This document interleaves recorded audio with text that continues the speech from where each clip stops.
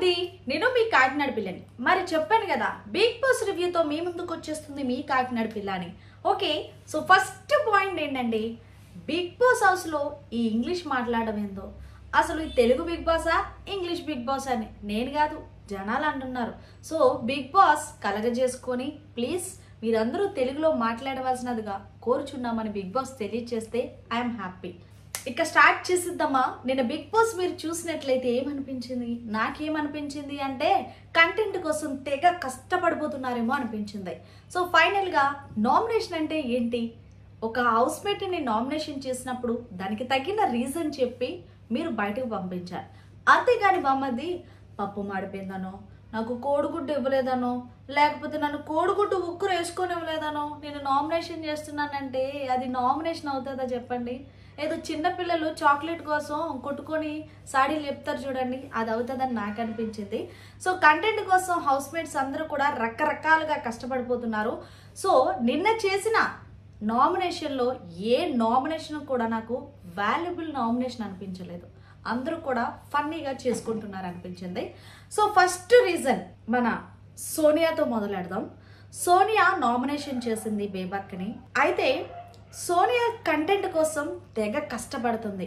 నోరున్న వాళ్ళదే రాజ్యం అనుకుంటారనుకుందో ఏమో, మొత్తానికి అరుపులు మెరుపులతో ఏదో ఒక కంటెంట్ క్రియేట్ చేసి హౌస్లో కొనసాగాలని అనుకుంటుంది. కానీ అలా చేస్తే బయట ఉన్న జనాలు త్వరగా పంపించేస్తారని ఆమెకు తెలియదు కదా.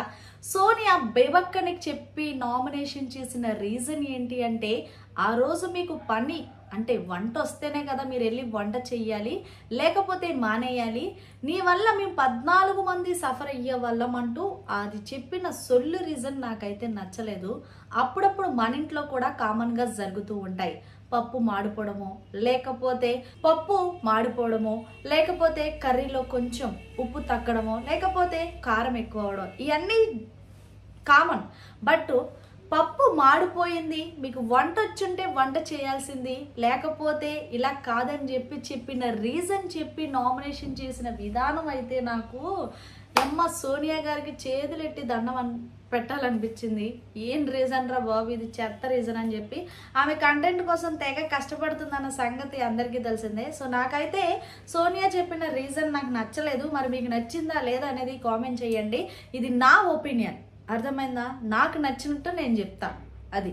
సో నెక్స్ట్ శేఖర్ భాషా గారు చెప్పిన రీజన్ ఓకే, ఏదైతే ఫుడ్ విషయంలో మీరు కండిషన్స్ పెట్టకుండా ఉంటే బాగుండు అని చెప్పిన రీజన్ బాగానే ఉంది. కానీ అదే ఫుడ్ని తిన్నదాన్ని ఆడుకోవడం కరెక్ట్ కాదని ఆయనకి తెలీదా?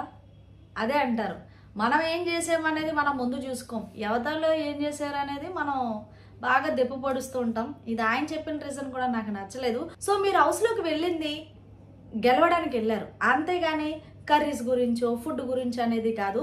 సో అలాగే బేబక్క కూడా చెప్పిన రీజన్ నాకు నచ్చలేదు. బిగ్ బాస్ హౌస్లో ఎవ్వరు కూడా పొద్దున్నే వంట చేసుకోవాలి, రెండో పూట వంట చేసుకోకూడదు, అలాగే నేను పెట్టిందే మీరు తినాలి అని కండిషన్ పెట్టుకున్నారు చూడండి, అది నచ్చలేదు. కొంతమంది వెజిటేరియన్ ఉంటారు, నాన్ వెజ్ ఉంటారు. సో ఎవరికి నచ్చింది వాళ్ళు తింటూ ఉంటారు. సో బేబక్క ఆ కండిషన్ పెట్టకపోయి ఉంటే బాగుండేది. కూరలో కొంచెం కారం ఎక్కువైతే డిస్కషన్, లేకపోతే నన్ను బేబక్క ఆమ్లెట్ వేసుకోలేదు అనేది డిస్కషన్. అవసరమైన దానికి కొట్టుకుంటారా? నాకు అర్థం కాలేదు ఏంటంటే బిగ్ బాస్ ఈ సీజన్ 8 నాకు పిచ్చి వచ్చేస్తుంది. ఎందుకంటే ఎవరెవరు గొడవలతోనే ఫేమస్ అవ్వాలని, గొడవలు ఉంటేనే నేను హౌస్లో ఉండగలమని చెప్పి తెగ కష్టపడిపోతున్నారు. జనాలకి కావాల్సింది ఎంటర్టైన్మెంట్, అలాగే వాళ్ళకి కావాల్సింది మంచిగా మీరు ఆడే టాస్కుల విధానం. నా నాలుగు తెలియట్లేదు. ఏదేమైనా సరే ఈ బిగ్ బాస్ రివ్యూ ఏమో కానీ నాకైతే పిచ్చి వచ్చేస్తుంది. సో చూద్దాం, మొదలయ్యి 4 రోజులు అయింది కదా, మరి హౌస్లో ఉన్న హౌస్ మేట్స్ అందరూ కూడా ముందు ఎలా ఉంటుందో. నన్ను అడిగితే ఇప్పుడు జరిగిన సీజన్ అన్నిటిలో కూడా ఈ సీజన్ నామినేషన్స్ అయితే చాలా సిల్లీ నామినేషన్స్. ఫైర్ అంటే మామూలు ఫైర్ లేదు, అలాగే అర్థం లేనట్టు మధ్యలో ఎవరు పడితే వాళ్ళు మాట్లాడేసుకోవడం, ప్రాపర్గా లేకపోవడం, ఏదో నాకు చిన్నపిల్లలు గొడవలు ఆడుకుంటారు చూడండి అలా అనిపించింది. మరి నిన్న చూసిన ఎపిసోడ్ ప్రకారం మీకు ఎవరు అనిపించింది? నాకు ఇంకోటి మర్చిపోయాను, మణికంఠ చెప్పే విధానం నాకు చాలా బాగా నచ్చిందండి. సో ఎందుకంటారా, నేను మణికంఠకి ఏం సపోర్ట్ చెయ్యట్లేదు. నిన్న ఏదైతే నాబిల్ విషయంలో నాబిల్ ఏదైతే మణికంఠాన్ని నామినేషన్ చేశాడో ఆ నామినేషన్ చెప్పిన రీజన్ ఏంటంటే మీరు ఎవరితో మింగిల్ అవ్వట్లేదు, ఒంటరిగా వెళ్ళి కూర్చుంటున్నారు, అది నాకు నచ్చట్లేదు అని చెప్పాడు.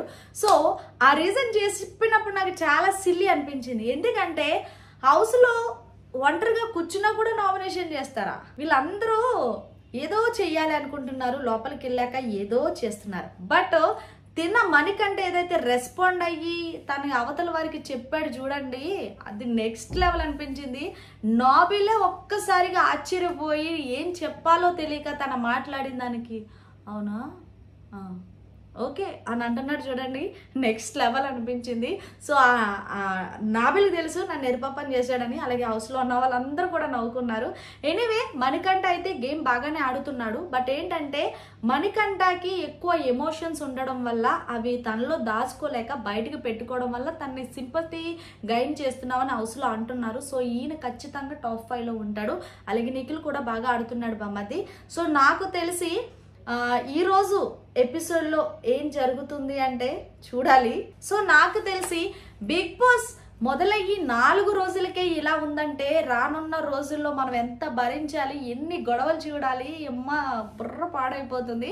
సో అంతేకాదు మరి ఈ వారం నామినేషన్స్లోకి వచ్చిన వాళ్ళు మీ అందరికీ తెలిసిందే. మరి ఈ వారం ఎవరు ఎలిమినేట్ అవుతారనేది కామెంట్ చేయండి బామతి. సో మీరు ఇంకేమన్నా నా నుంచి ఎక్స్పెక్ట్ చేస్తే కామెంట్ చేయండి, నేను కామెంట్ చూస్తాను. నచ్చితే లైక్ చేయండి, షేర్ చేయండి అండ్ అలాగే సబ్స్క్రైబ్ చేయండి. ఓకే బామతి. సో అందరికీ నమస్తే, బాయ్. మళ్ళీ కలుద్దాం మరొక వీడియోతో.